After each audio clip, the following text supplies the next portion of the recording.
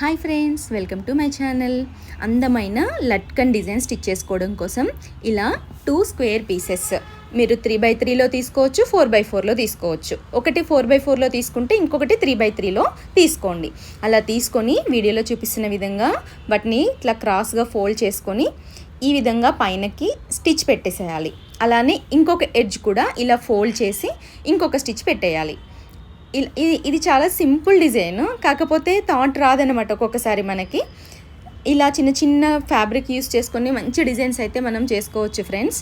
చూసారు కదా, ఇప్పుడు మన డోరీ తీసుకొని మన డోరీని సెంటర్లో పెట్టి సేమ్ మనం రెగ్యులర్గా టాజిల్స్ ఎలా కుడతామో మన సమోసా మోడల్లో ఆ విధంగానే స్టిచ్ చేసేసుకోవడమే.